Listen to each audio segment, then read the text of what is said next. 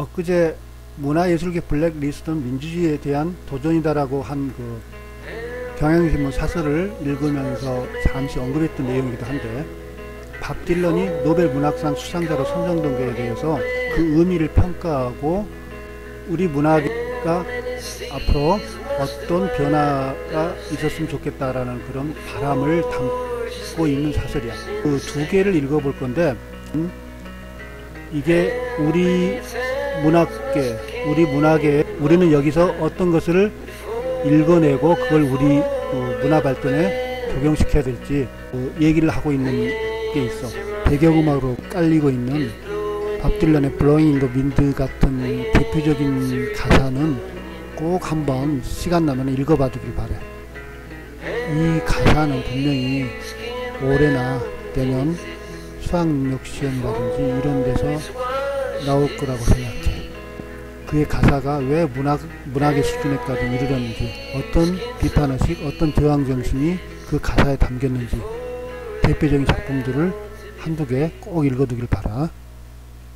먼저 읽어볼 사설은 한국일보 10월 15일자 사설인데, 자유와 저항을 노래한 가수 밥 딜런의 노벨 문학상 수상이라는 그런 사설이야.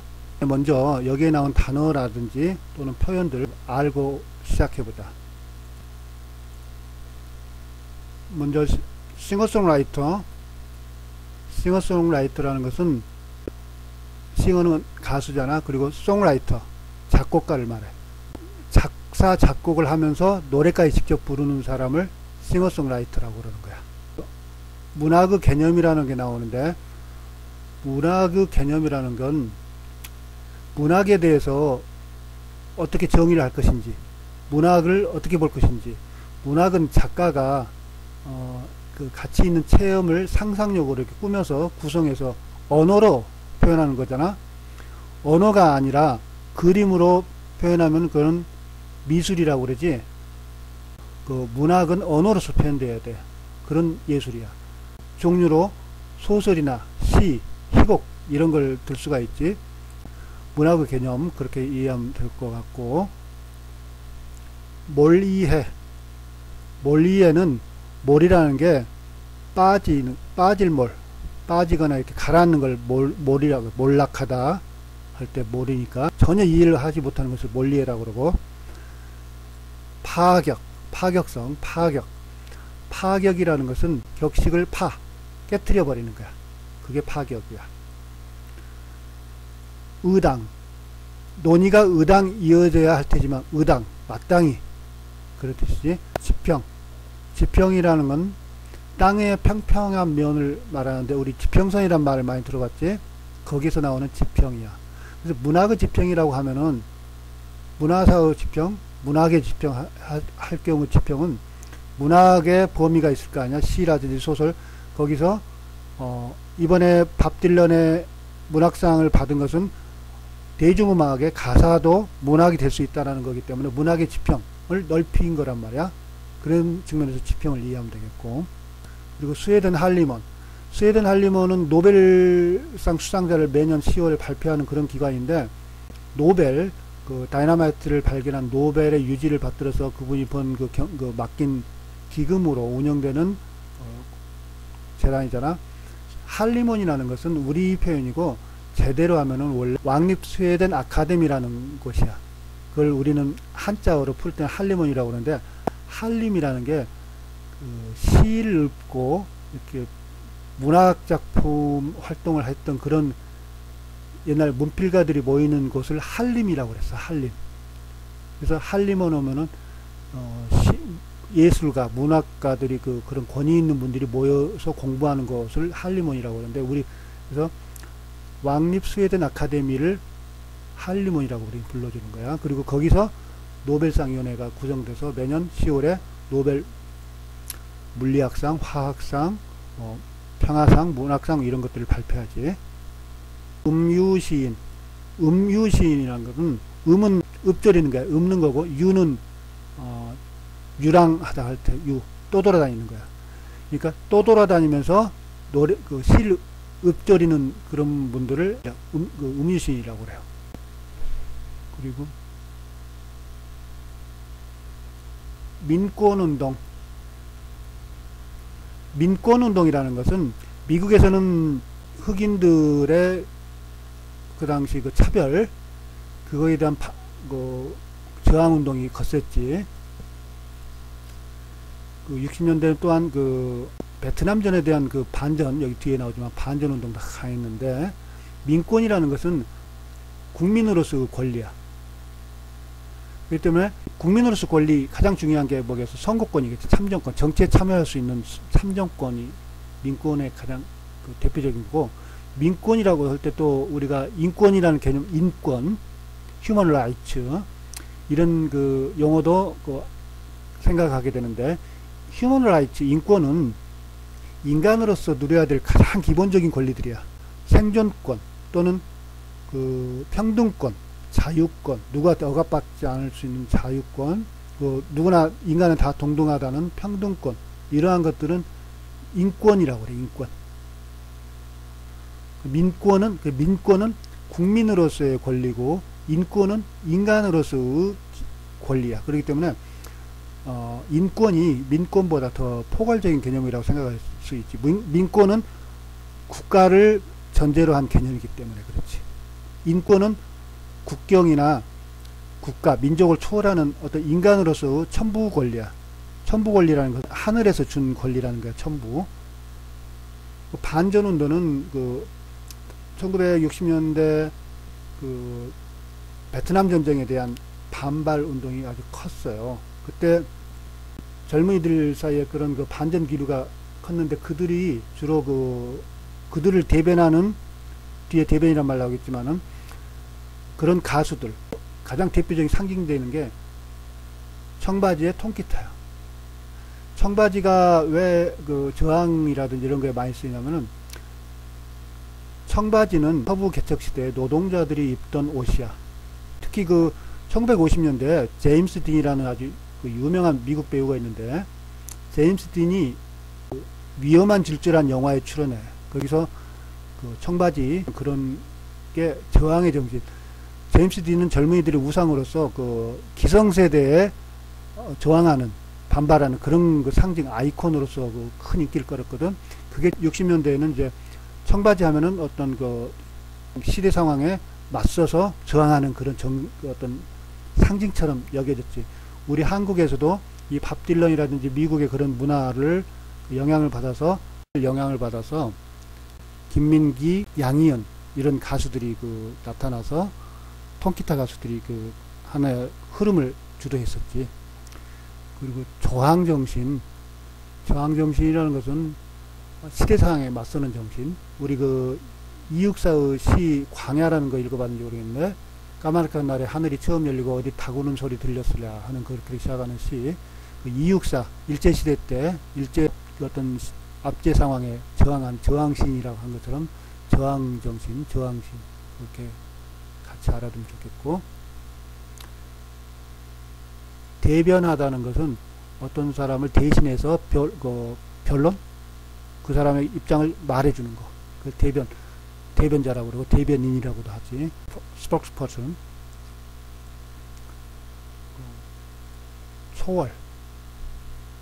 초월은 초가할 때 그 초고, 월은 추월하다 할 때 그 넘어서는 거, 따라다 받고 넘어서는 걸 월이라고 그러니까, 또 담을 넘은 걸 월장이라고 그러잖아. 넘어서는 거. 초월은 넘어선다는 뜻이겠지. 대변자 앞에서 스포크스퍼슨 얘기해줬고, 기독교 원리주의라는 것은 가장 그 원리에 충실하려고 하는 그런 자세들이야. 기독교 원리주의니까 기독교에서 주장하는 교리에 가장 충실하려고 하는 거.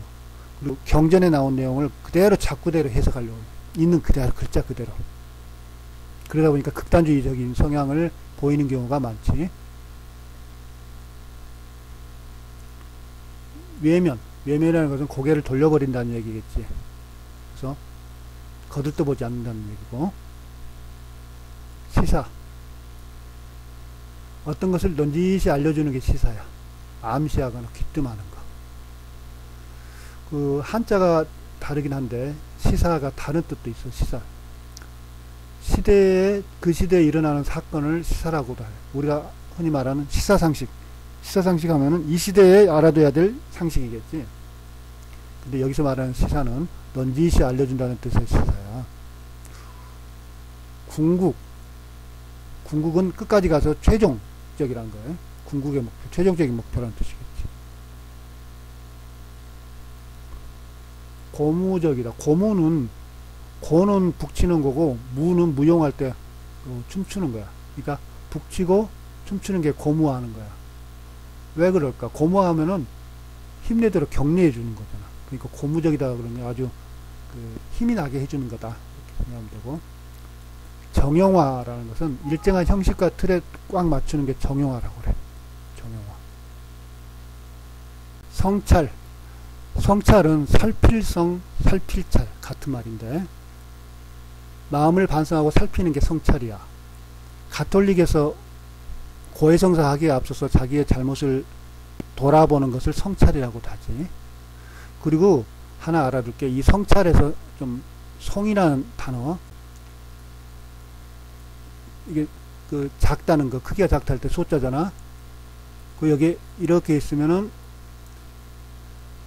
아주 양이 적다 할 때 소자야. 소. 거기다가 아래에 눈목자. 이렇게. 눈목자를 하면 이게 성찰할 때 성자야. 성. 작은까지 눈으로 살펴본다. 이렇게 꼼꼼하게 살펴는 거지. 그게 성이야. 근데 왜 이 한자를 소개했냐면은 성자가 생으로도 읽혀. 생으로 읽힐 때는 생략하는 거. 생략할 때 같은 이 한자를 쓰는데 그때는 생략이라고 그러고 성략이라고 읽지 않아. 성찰이라고 할 때 살피다는 뜻으로 쓰일 때는 작은까지 눈으로 본다는 그런 살피다는 뜻으로 쓰일 때는 성으로 읽는데 이걸 생략하다 할 때는 생으로 읽는다는 거. 그런 한자들이 제법 있어. 가령 이런 한자 갱자라고 그러는데 이거 갱자라고 그래. 갱. 이거는 다시갱이야. 갱신. 중록증이 유효기간이 만료되면 갱신해야 돼. 그럴 때 갱이야. 갱이라고 읽고, 이걸 또 갱이라고 읽지 않고 경이라고도 읽고. 경이라는 것은 그때는 고친다는 뜻이 돼. 다시가 아니라 고치다는 뜻이에요. 그러니까 기록을 경신했습니다. 신기록을 어떤 선수가 신기록을 경신했습니다. 세계 기록을 경신했습니다. 그러지 그 기록을 갱신했다라고 안 그래. 경신했다고 그래. 옆길로 세는 것 같지만 낙산낙수로 읽기 쉬운 그런 한자가 있는데 낙자가 즐거울 낙자인데 좋아할 요로도 쓰여. 요. 그래서 낙산낙수라고 읽으면 안 돼. 산을 좋아하고 물을 좋아하는 거니까 요산요수라고 읽어야 돼. 그런 한자 언젠가 보게 될 거야. 그리고 한대수는 70년대 가수, 포크 음악 가수, 밥 딜런의 영향을 가장 많이 받았다고 하는 가수지. 김수영 문학상은 김수영이라는 우리 참여 시인을 기리는 그런 문학상이고, 대산문학상은 대산문화재단에서 창작문화 창달과 한국문학의 세계화에 기여한 그런 작가에게 주는 문학상이래. 이제 그 본문을 한번 읽어보도록 하자.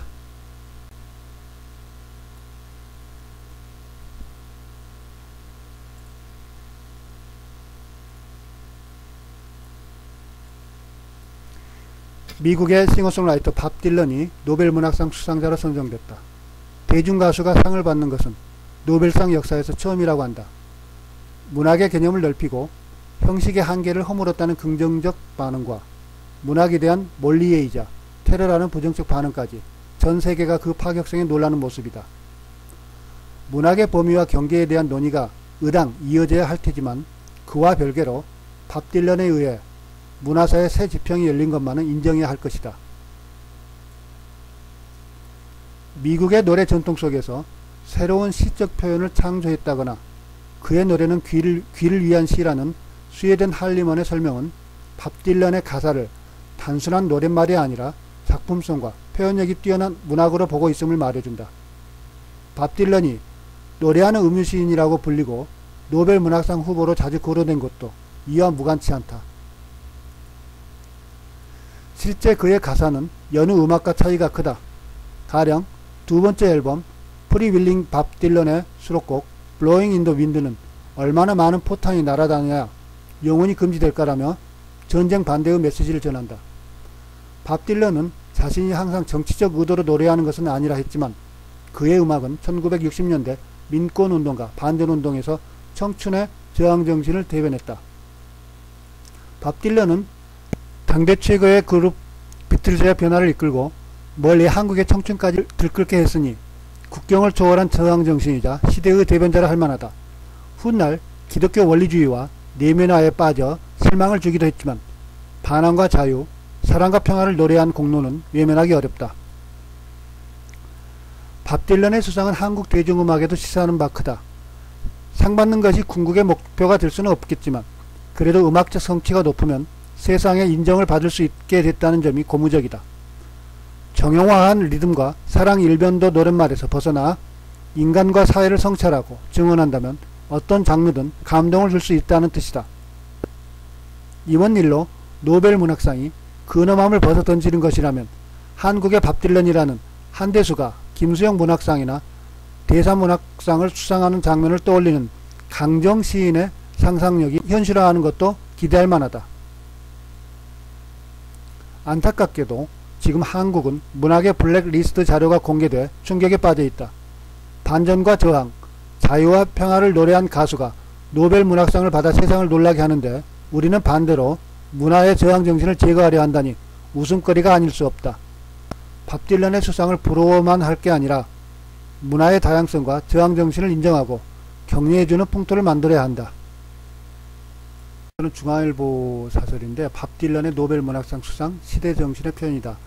제목에서 보듯이 이 사설은 밥 딜런 그 수상을 평가하고 의미를 한번 되새기는 그런 내용으로 주로 돼 있어. 이 사설도 마찬가지로 단어들 좀 몇 개 살펴보는 게 좋겠지.